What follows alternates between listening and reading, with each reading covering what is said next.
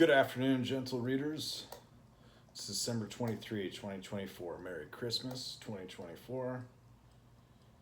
And today in Logos 2000, from a desk with Ross Finlayson here in Seattle, Washington, is another installment in the discussion of the mathematical objects that form all together the mathematical universe, the domain of discourse of all things mathematical that here are considered to comprise a Comenius language that then in our Coleridge language we make as for logicist positivism how to stress and to address that the strongly mathematically Platonistic for the mathematical Platonism that these objects of the mathematics exist, and that as well from our theory of science and principle of sufficient reason for the scientific discourse and interobjectivity, these things together are considered to comprise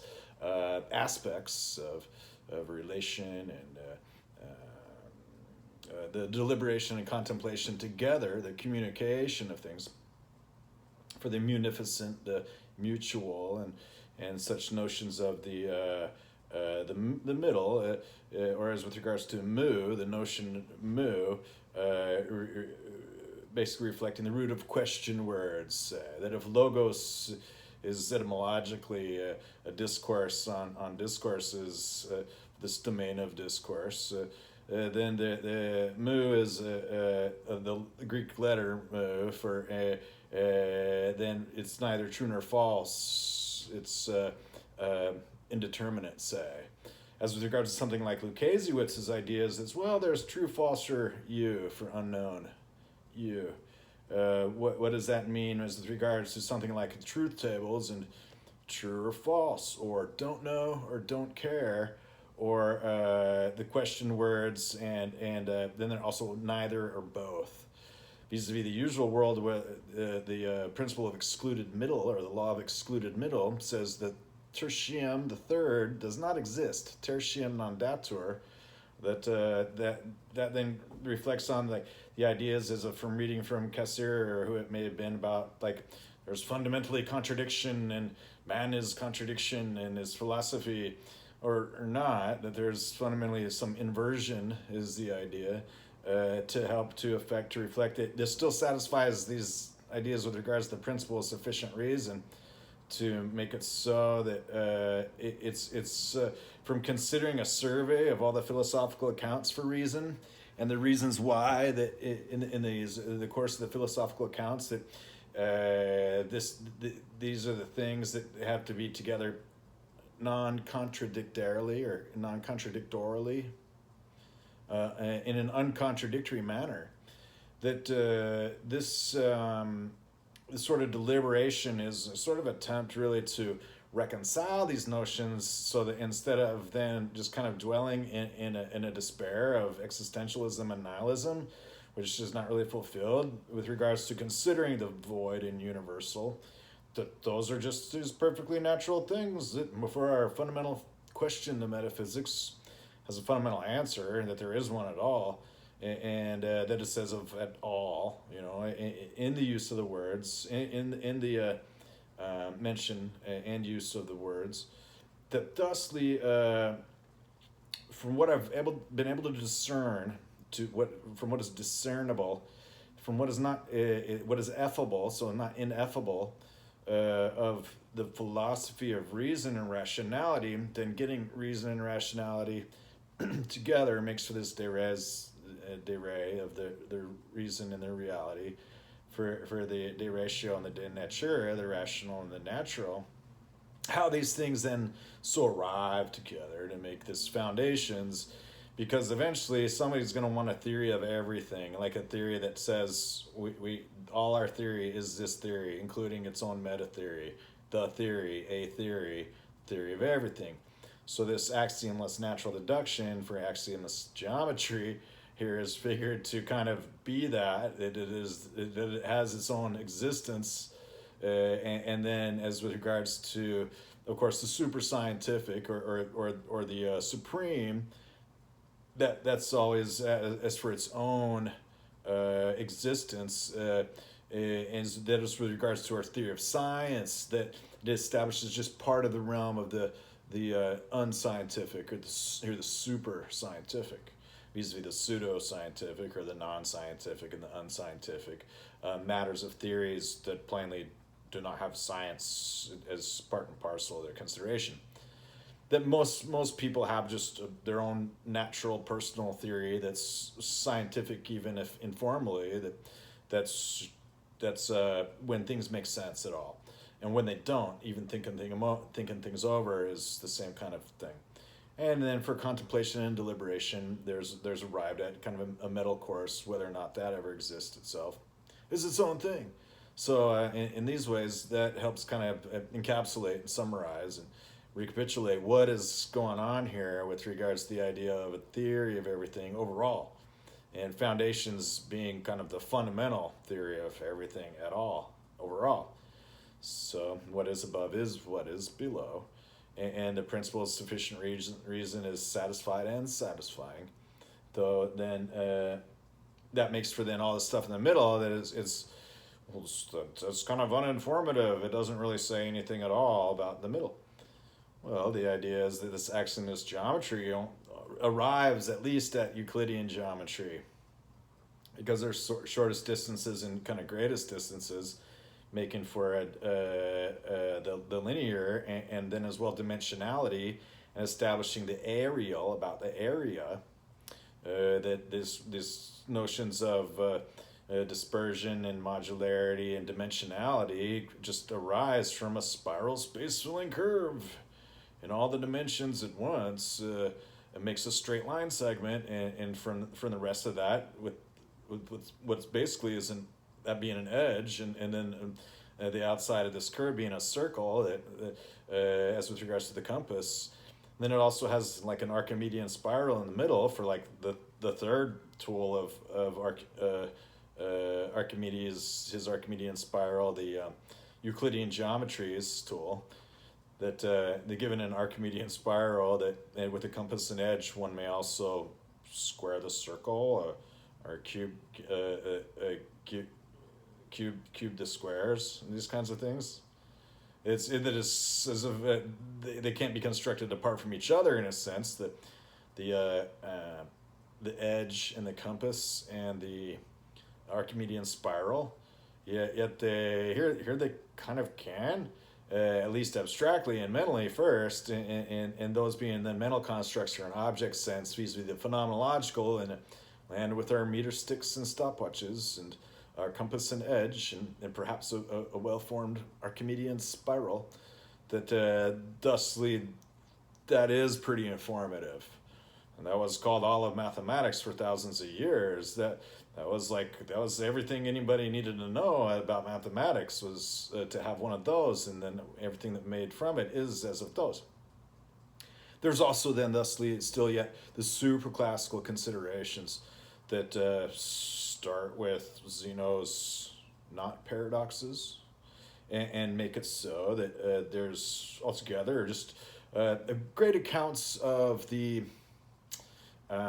development then afterwards of analysis, and how we can consider again the superclassical, again the completions of things, the existence of the limits and the infinite limit, and something that's in the infinite limit is not necessarily so only in the finite. And regardless of whether or not the usual account for the forward inductive inference is like, well, it can get close enough, is that it only arrives, and it does not arrive to be so that the limit is complete. That's about the completions. So here it's considered necessary for mathematics to have this deductive account bridging the inductive impasses via this analytical bridge, connecting these points, bridge points, from the one to the other of these various continuous domains, or similarly with the tools of the classical constructions so arrived at synthetically, vis-a-vis analytically, the synthesis that which comes together from this theoretical theses, the theoretical parts, vis-a-vis the analytic, which is kind of taken apart from them, and to be composed, decomposed, and recomposed. That helps to affect or reflect it. Then the theory is then for science is and physics is kind of like, well, why 3 space dimensions, an array of time, figuring that that's so, and that is pretty well so. And so then the idea is just that, well, a numerical continuum just kind of fits in that. And then I was reading from one of these books the other day, and it was very enjoyable. It's Gonzalez-Velasco. It's a text on differential analysis in the usual standard linear course of the grab bag toolkit of differential analysis that's usually over the course of a year or two in a college course, or the undergraduate curriculum, about some of the special aspects of 3 dimensions with regards to figures in geometry that are only so in 3 dimensions. That, again, give other ideas why it would just be kind of natural and emergent and natural, the way of these things. So again, this theory is less uninformative. It's like, well, you got nothing. How about geometry? Plus still superclassical concerns. You got nothing. How about geometry, superclassical geometry? And from that you can make numbers. And from that, then there's also arrived at why for physics there's kind of like 3 space dimensions. And then array of time is still kind of considered to be that it's just kind of part of this continuum of the things. Part of a mathematical universe hypothesis. To just so arrive at that, that's at least kind of the most simple things that match up with the empirical setting. And then for matters of the tetrad of quantities or matter and charge and light speed and the lifetime of nucleons for the nuclear and the photonic, those being 2 of these quantities, and the other 2 being protons and electrons for matter and mass and electricity and charge, that those end up just kind of being from what happens when you pull these things apart and they compose and decompose and recompose. That thusly it kind of helps a little bit to have this as like, well, that all kind of fits in a box, and then you can kind of say that it must somehow all be the perfect circle too, and then that's the kind of the account of things here. And I don't really know so many other accounts that have put them all together quite in this simple way, except that it seems like after kind of reaching this kind of idea that, well, the accounts naturally point towards this kind of way if they don't balk and stop it and say that there's ultra-finitism or something like that, which is fine, which is a fair account. If they're not merely like saying, oh, the partial is complete, because it's not, you know, if there is made do, then it's not something to do with like material implication, which is neither material nor implication, or with regards to something like the indeterminate and undeterminate truth values, after I mentioned about Lukasiewicz, about Kleene and Lukasiewicz, that it's not something like, so material implication sits right with that. You know, those aren't truth tables anymore. That what we have here is the idea that this is part of the Fuller dialectic, and so the bibliography is the canon, and all these superclassical aspects are pretty much from it.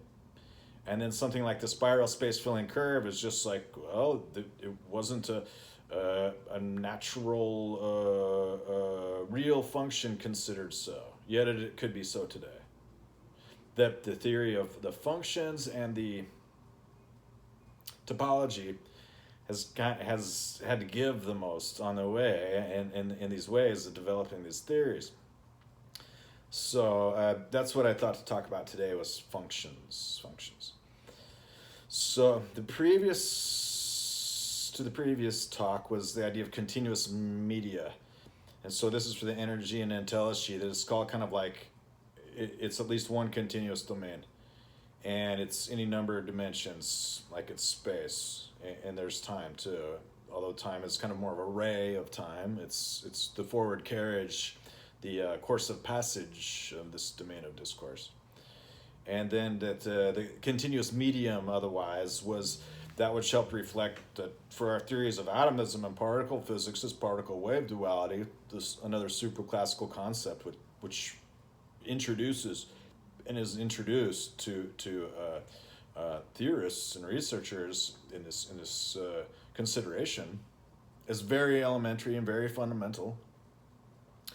That then the previous talk was about continuous domains.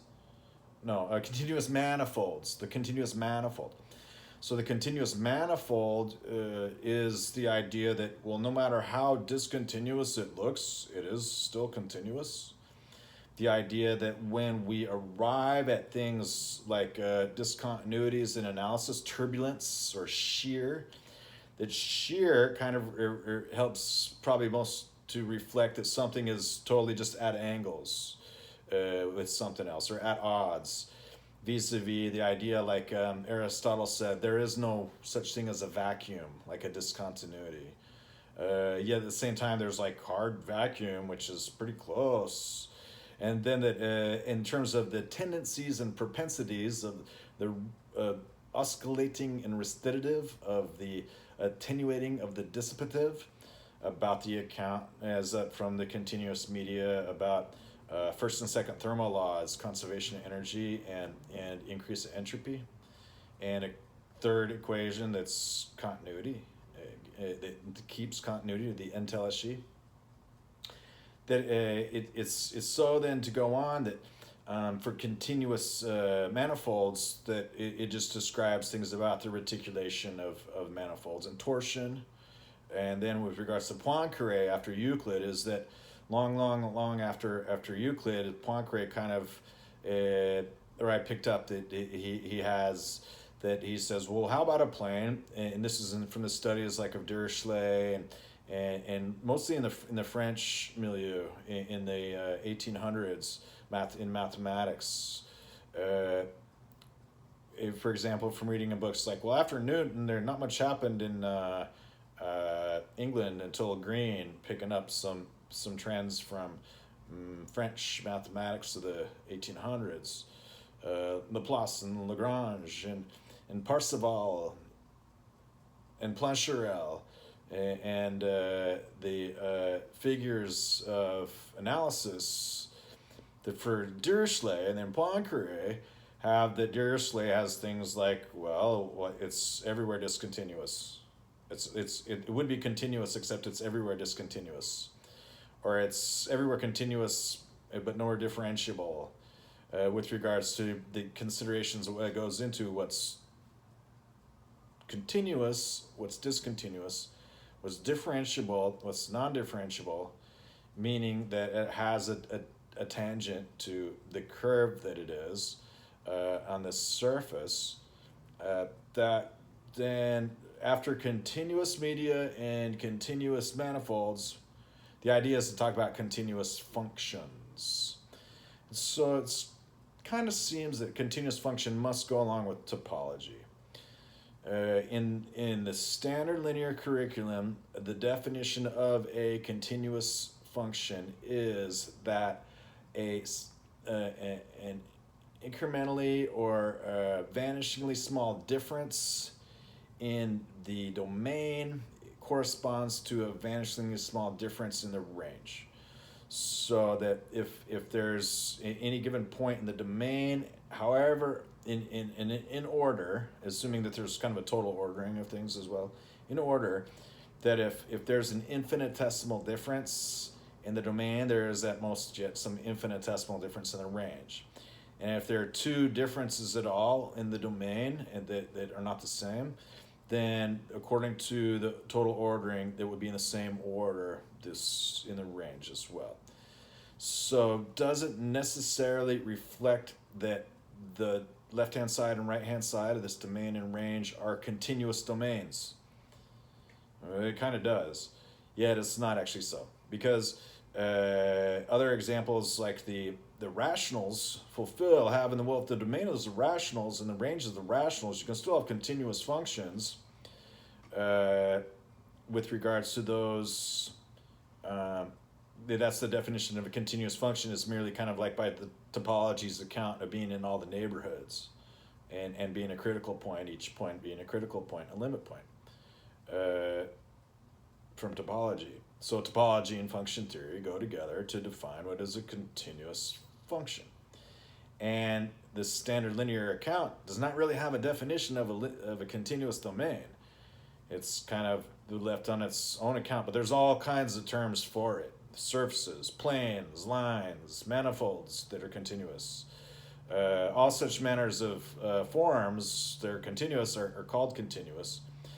Yet the definition is kind of left out, because in the standard linear curriculum, after the laws of arithmetic and Riemann sums, after the definition of limit to make it so that for delta epsilonics, the fundamental theorems of calculus, after the intermediate value theorem, the fundamental theorem of the derivative, and the fundamental theorem of the integral get put together to make a calculus course that everybody follows for the standard linear curriculum, then has that all that is made for from those theorems.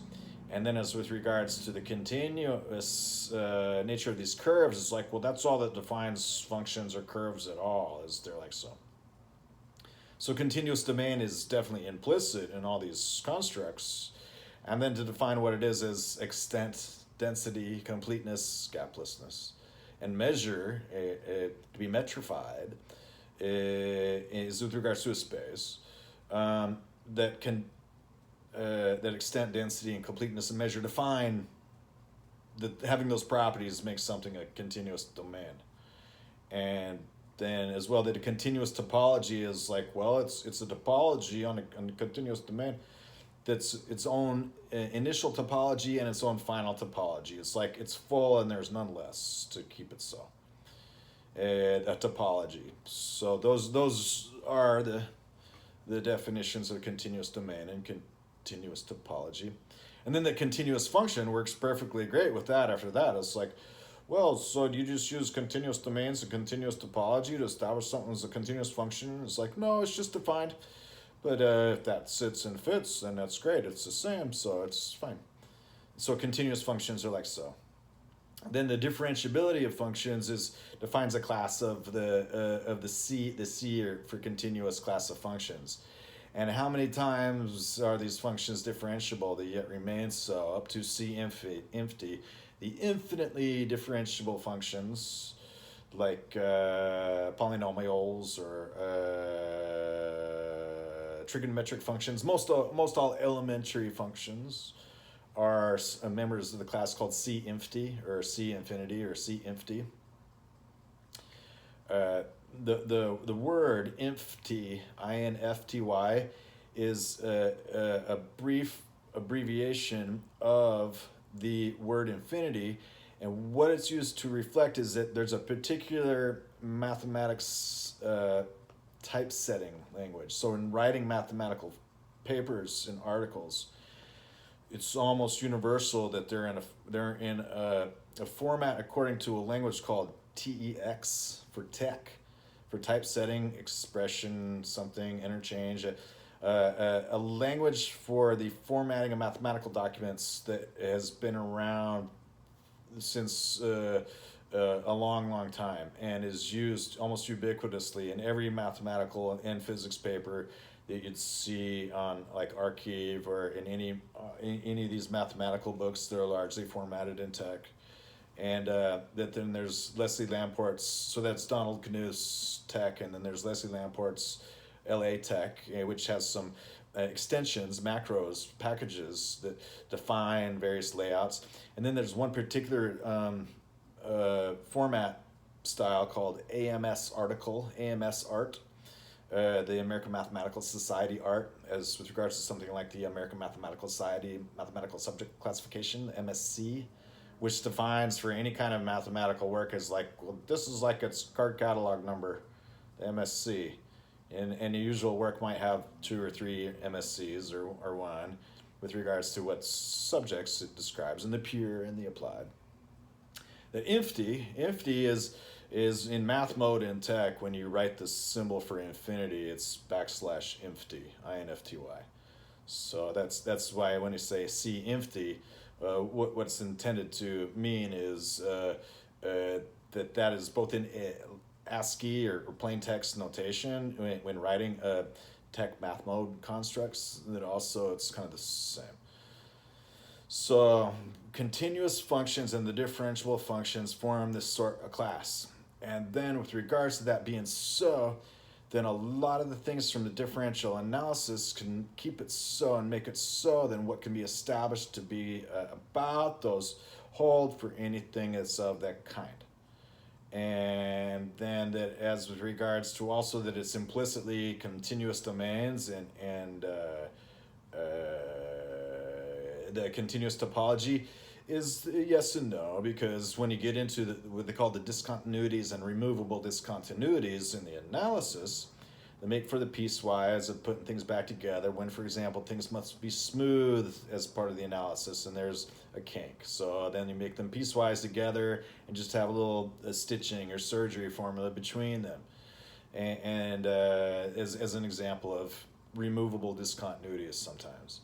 Or from the left and from the right, CAD-LAG and LADCAG are these French terms in their acronyms or initialisms. Continuous à droite, livre à gauche, or this ways.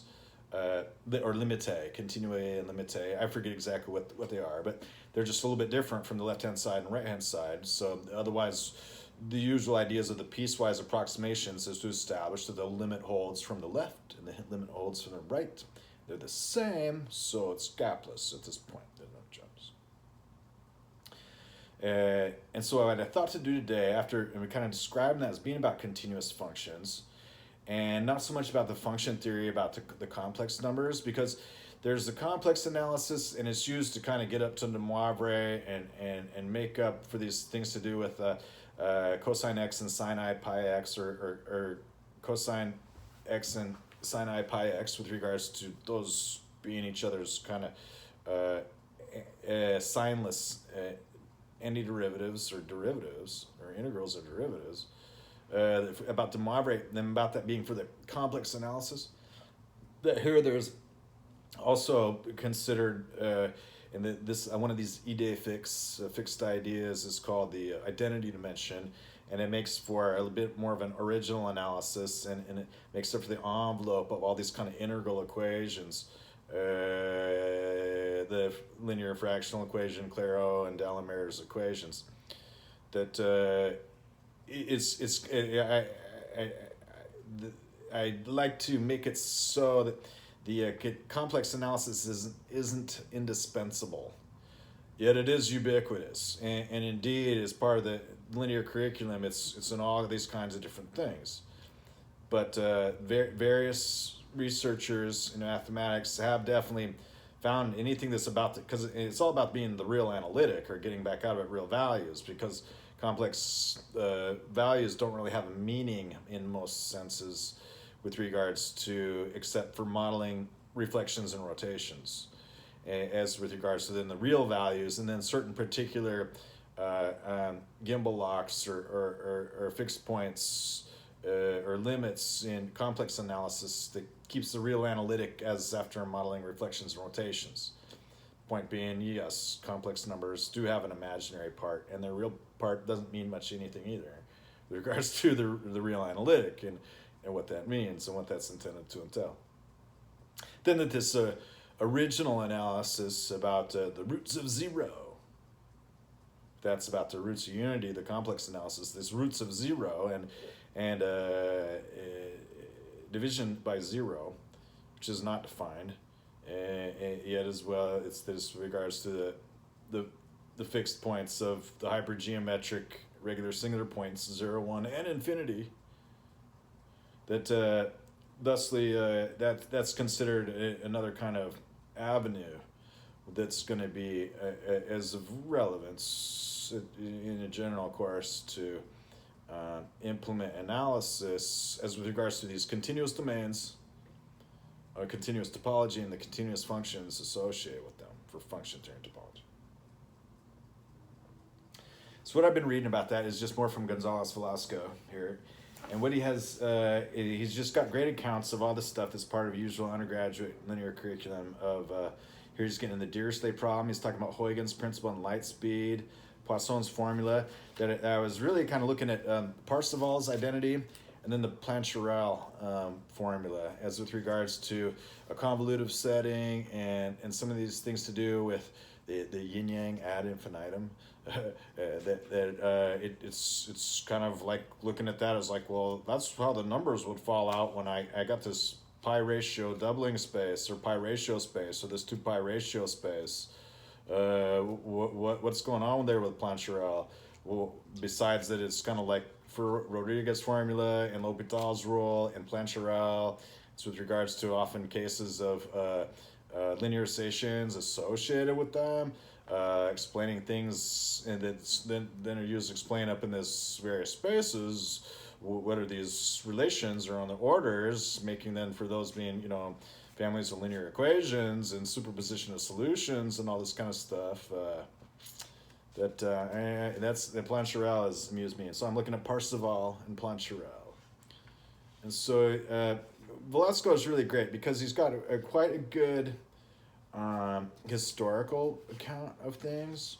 And so we've been reading him with regards to, first of all, the Fourier analysis, which has introduced its own like super classical thing. It's like, well, we did the analysis and now we've made a double reduction and done the analysis again. How can we box that and keep that and square and box and window that so that it makes sense? So it was read here as with regards to that being like so. And here, for example, he's talking about uniqueness and stability of solutions. The well-posedness is with regards to the definition of Hadamard.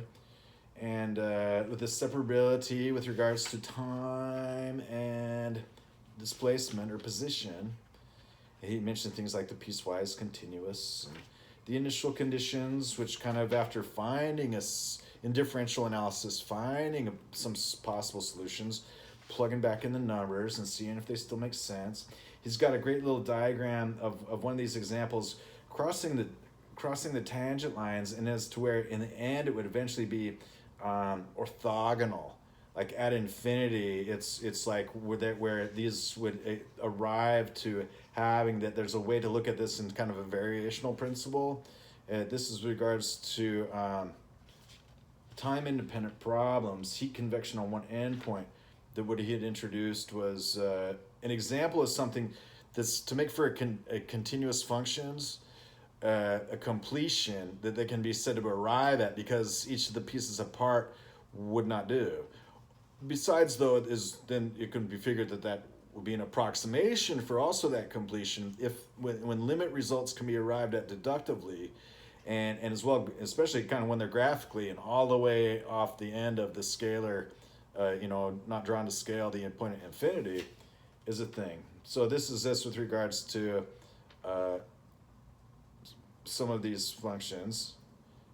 Figure 3.4, tan A over root mu.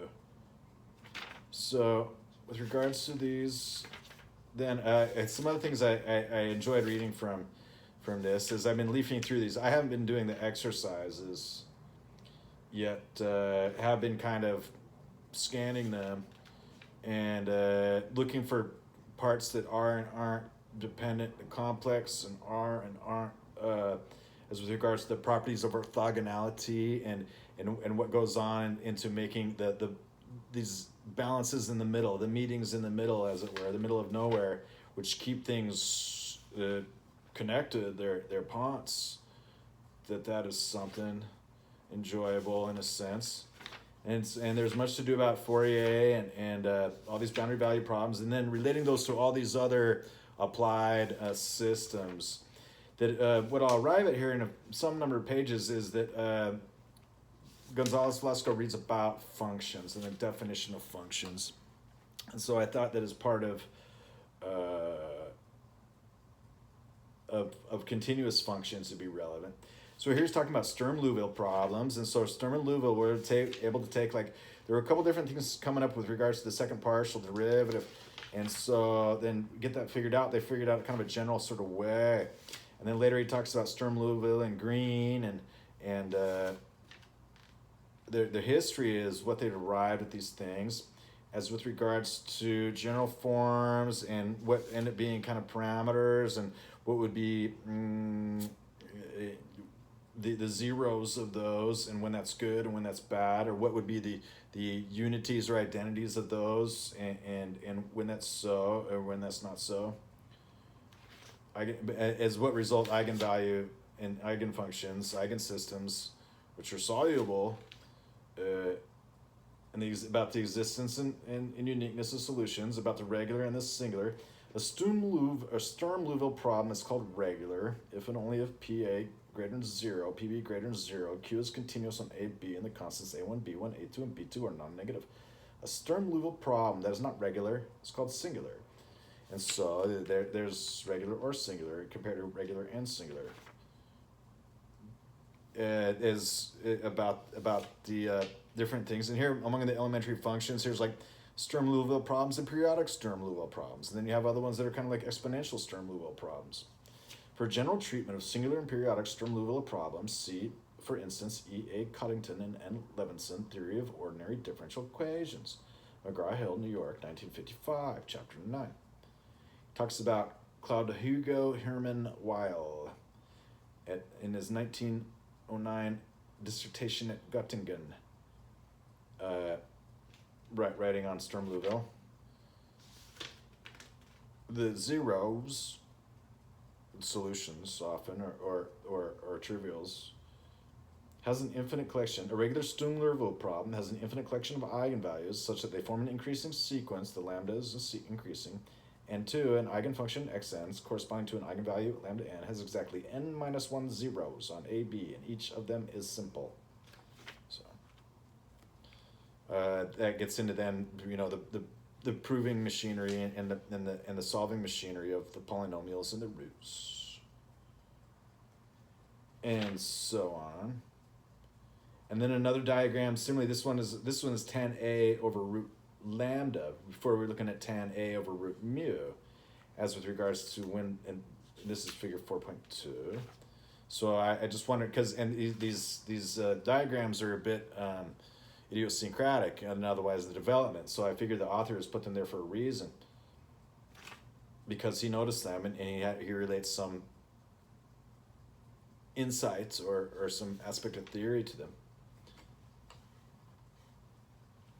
Generalized Fourier series. The Fourier series, Sturm-Liouville, approximations, and being able to get at least some value out. Talks about the historical epilogue about Sturm and Liouville and their careers in France. Then the next chapter gets into the wave equation, and so there's so much that goes on the wave equation, and how Gonzalez-Velasco describes this as of a plucked string. So a stringed instrument is like, here's a little guitar over here, and I by no means am a good guitar player, but I really do enjoy having one around, and it's a good thing to have around. So let me see if I can reach this here.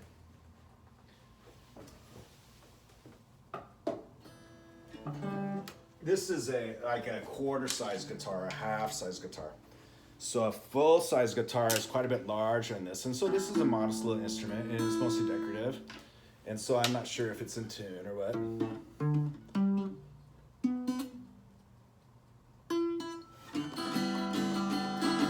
I can't play.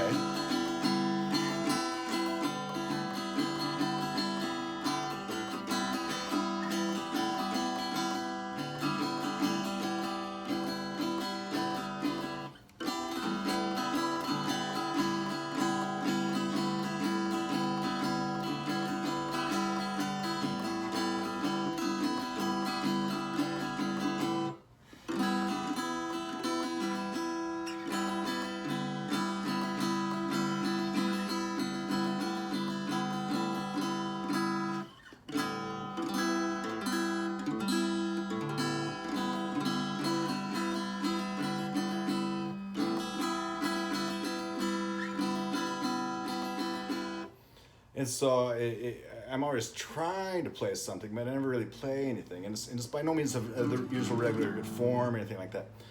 Well, what the author intends to describe is when trying to figure out what the string does as a wave when it moves, there's two kinds of considerations, and one is whether it's only vertically displaced, and the other is after Euler that it's like actually bends and stretches the string, and so it's either vertically displaced and in each spot, like over each fret, would only move over the fret, or is that it's displaced the string that it would actually go above or below the fret, that actually part of the string, which it would do. And if you stretch the string as far as to make an equilateral triangle, well, it would brag.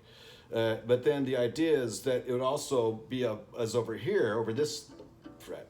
So there are different models of the wave motion according to the wave of a string, and with regards to tones, fundamental tones, and overtones, and these kinds of things. So that's what, when I get to looking and reading about this a little bit, is that Gonzalez-Velasco helps to establish that it's a lot simpler to make the model of the wave equation for strings when it is as of only vertical displacement, the wave. But then Euler as well makes a model of the wave, but it's actually kind of, because the idea is that then the guitar strings and hammer strings are supposedly to be different, where guitar strings are plucked, while hammer strings or piano strings are struck. That is, well, one way to look at it is just from strumming the guitar. It's more like the piano's hammer of the strings than as with the pick or the stylus, the instrument to pluck the string. That the resonant frequencies so established do have variations. And so that's something that I enjoyed reading about this as I got into it, because the author sets up that the idea is that as any part of the string is actually waving, that it looks kind of like a jump rope, because a jump rope is always kind of like at every single spot. It's when it's perfectly outlined, it's like the catenary on the outside. But the idea of the strings instrument is that it's the wave is going back and forth on the string. So in looking at this kind of thing, then it gets into that there's a variety of considerations, and that the catenary is difficult to solve, and that the wave equation itself is very simple and well known, or at least it's very well known, and it's a simplification of these things. But then like Euler and others who study the mechanics of the physics of this, and how it is that the attenuation and dissipation comes off of that kind of thing, have it like so, that this is like so. Again, if you'll excuse me, I have no good style at all at the guitar, but I do very much enjoy it. So the string is elastic and so flexible that it offers no resistance to bending. So these are idealizations to arrive at kind of a model of the thing. They're not necessarily so. If u sub tt xt is the acceleration of the point of the string of abscissa x at time t, then Newton's second law of motion states that there's a certain oscillation and restitution as of the attenuation and dissipation that it describes for these models of periodic motion. That then, according to this motion rest bit, has that then he introduces that gravity is involved, when really all the sound coming out is it's radiating sound waves is the idea, as via carrying out through the resonating body of the guitar or other instrument, the piano or pianissimo forte or the guitar. That this is a pretty good thing about the wave equation. And I wanted to briefly mention what he's got about D'Alembert. So now D'Alembert has entered the picture of his historical setting, because this course of analysis also kind of follows an historical course, because these things were discovered decade over decade in the 19th century. And so they became really part and parcel of the differential analysis with regards to the almost entirely opposite school, the integral analysis, and with regards to continuous functions, and with regards to those having integral components and differential components. That there's a lot going on, and even more so than just like, well, the Laplacian is the sum of the partials, and a zero Laplacian is a harmonic function. And as well, it's like, well, not only is that just differential theory, and not only is that only partial differential equations, but there's integral equations, and then kind of these resonant integral equations that all come together. Whereas having at least one analytical account and a treatment of these things does make it so that it's pretty well put together. And it's part of it, this is kind of very much so the standard linear curriculum. The boundary value problem, D'Alembert's result. So, and then he has a model of the waves traveling back and forth on the string as via the fundamental frequencies and the composition of the frequencies that make tones and overtone, resonance.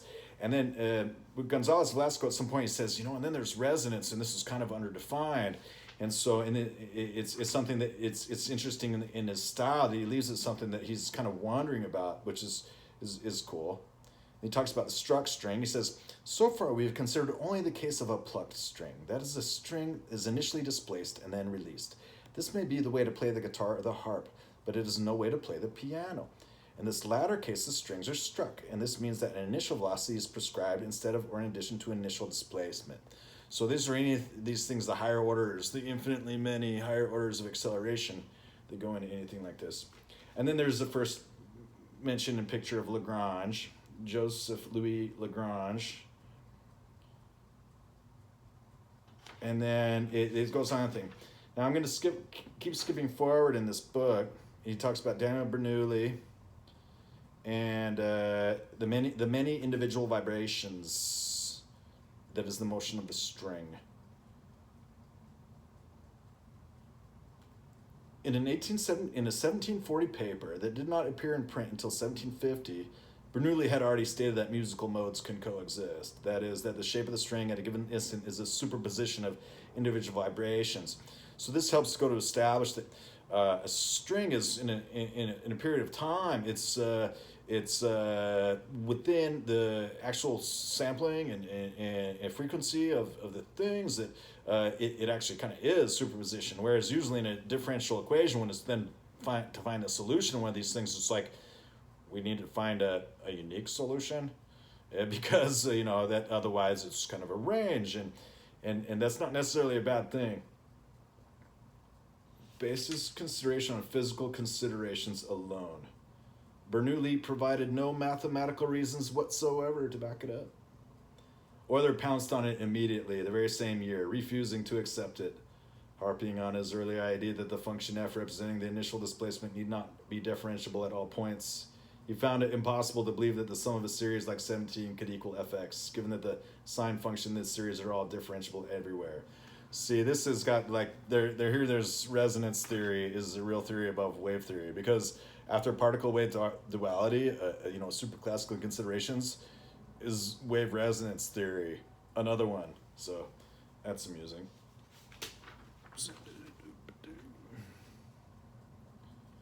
Harmonics. Nodes and harmonics. Time-independent problems.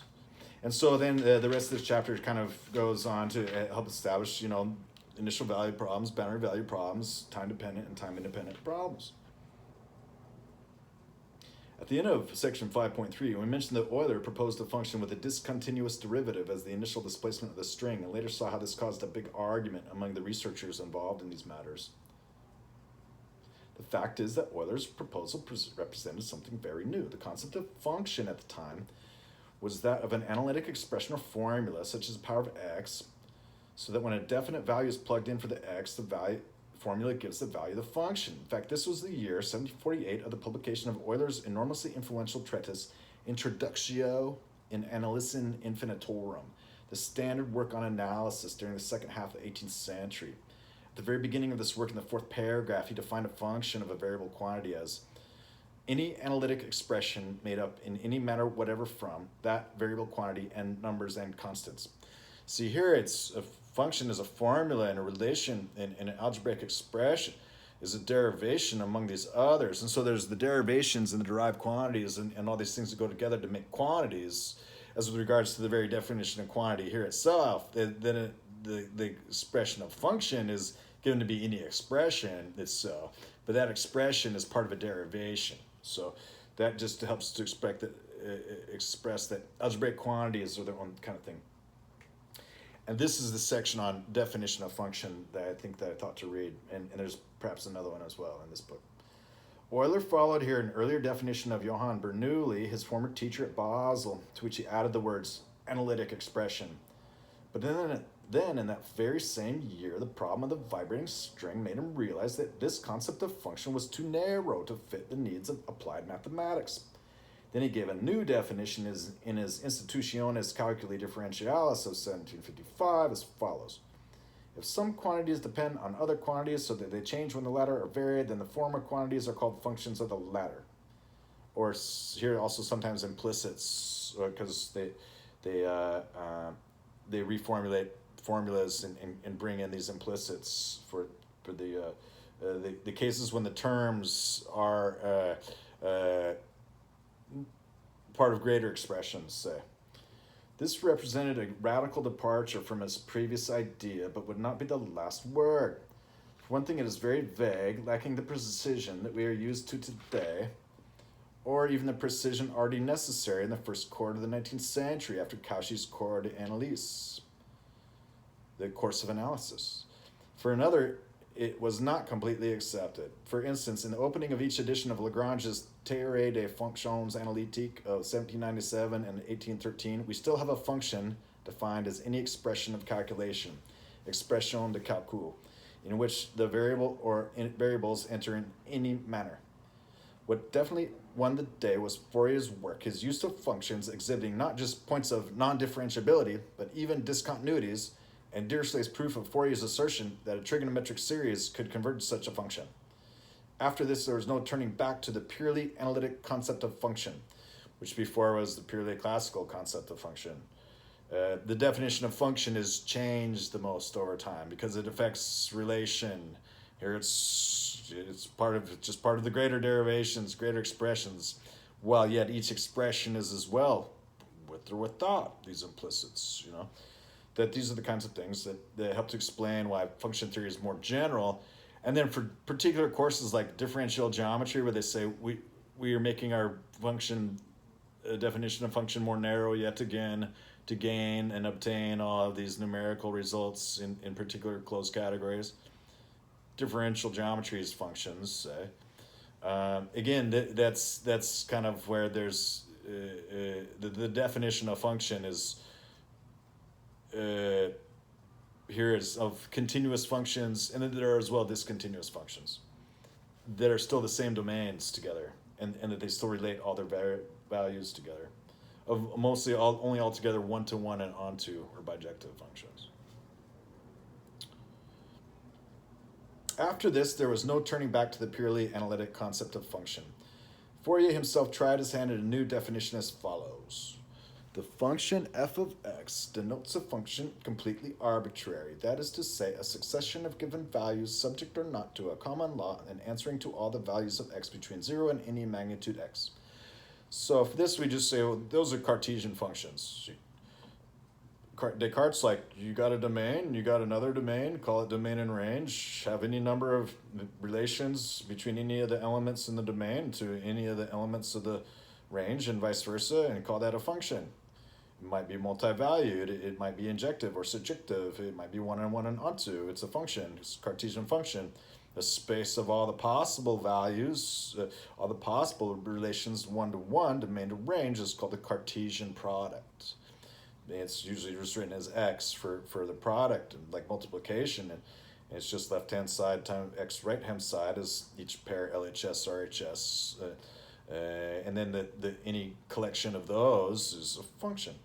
So that's from before. The continuous analytic function is like the domain is a continuous domain, and the range is a continuous domain, and whatever you can draw on a piece of paper makes a function. And so this is just more about continuous functions, and that functions have not really been continuous in the sense of their definition maintaining the same definition over all the history of mathematics, but it usually grows. And then as with regards to the reasons why, it's like, well, this is differential geometries, narrower functions, or this is a non-Cartesian function. It's not like its space exists. It's only after this limit of functions that it's built. It's a limit of functions. And these algebraic derived quantities help to establish that just like relation is the fundamental relation of things, that function is the fundamental mathematical relation of things.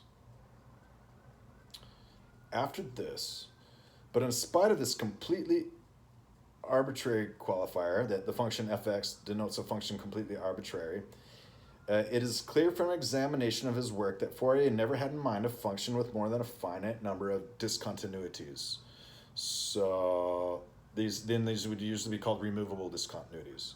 Then the idea here is that the Poincare plane is, back to the Poincare rough plane, is just kind of like, well, it's like a Euclidean smooth plane, except it has a grain, and maybe it's everywhere discontinuous, or maybe it's like only where Dirichlet is not defined. Half the points equidistributed into various in a smooth grain. Those being kind of contradictory terms, but setting up this contradictory account of the reticulation of the Zolfrai and the Poincare.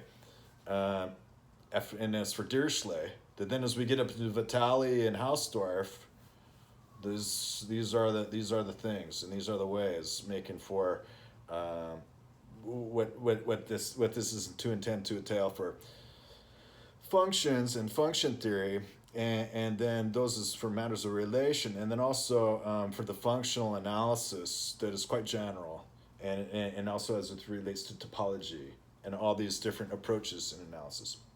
Here's a picture of Leonhard Euler. So he spells Leonhard with a T at the end, H-A-R-D-T, L-E-O-N-H-A-R-D-T, Leonhard Euler.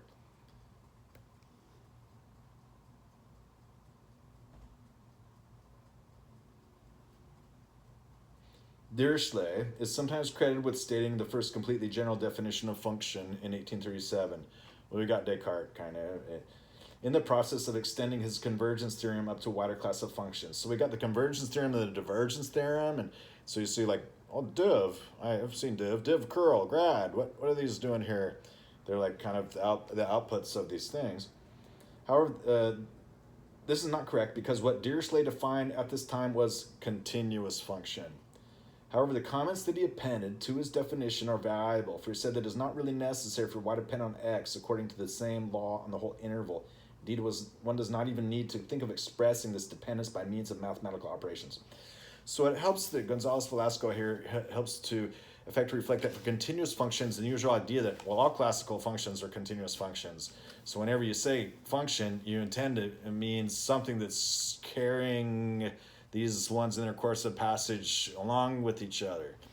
So that's something to be said, vis-a-vis just arbitrary mapping of LHS and RHS. Everywhere discontinuous functions. Part of the Cartesian functions. The Cartesian analysis is usually said to give all that in terms of a very general definition of function. However, the comments that he appended to his definition are valuable, for he said it is not really necessary for y to depend on x according to the same law on the whole interval. Indeed, one does not even need to think of expressing this dependence by means of mathematical operations. This was the first time that anyone said this explicitly.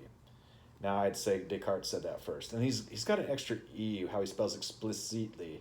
And so I would just imagine, I think I've seen it a couple places in this text, yet it's a little surprising and not so usual. We shall never know whether or not Dirichlet and Riemann held any private discussions on the concept of function, but such a connection cannot entirely be ruled out in view of the mathematical interests that they shared. Whatever his motivation, the fact is that in the opening paragraph of Riemann's thesis we read, if z is a variable quantity that can gradually assume all possible real values, i.e. a member of a continuous domain, when to each of its values there corresponds a unique value of an undetermined quantity w, then we say that w is a function of z. So here's defining a one-to-one and onto function, say. And on the same page he added, obviously this definition does not specify any fixed law between the individual values of the function, because after this function is defined on a particular interval, the way it can be extended outside remains entirely arbitrary, which is what Fourier had been saying all along. No common law, and it does not matter how the function is extended beyond negative pi pi. Or here, that's how we box and window it into there, that's only where it is. But with Riemann, we have precision, we have this correspondence of a unique value of the function to each value of the variable. In short, this first entirely general modern definition of function. Well, it's the same as the definition of classical function, yet in a modern analytical setting. And so the definition of function is a bit wider than it is here, which is part of the standard linear curriculum and suffices pretty much throughout for it. But it helps to express that these things. D'Alembert himself was never a participant in these developments to refine the concept of function, not even at the initial stages of those papers on the motion of a vibrating string were the immediate cause of all the bustle and stir. For his work in mathematics and mechanics became well known and admired in his lifetime, and the quality of his contributions made him a very sought after man. In particular, his friend, talking about D'Alembert. D'Alembert had a lot going on and did some better things.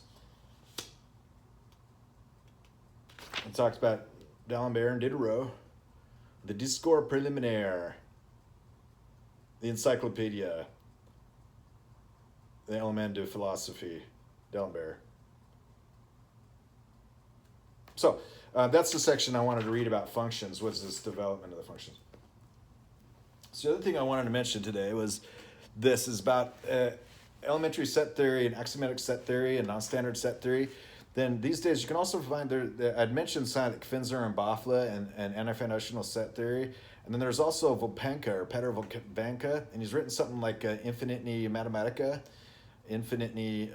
Mathematica in like Prague, Czechoslovakia, or something like that. And for many decades, Volpenka has been working on, Volpenka, if you'll excuse me if I get that incorrectly and correct it later, has been working on what's called alternative set theories, where it's like, well, let's find something different.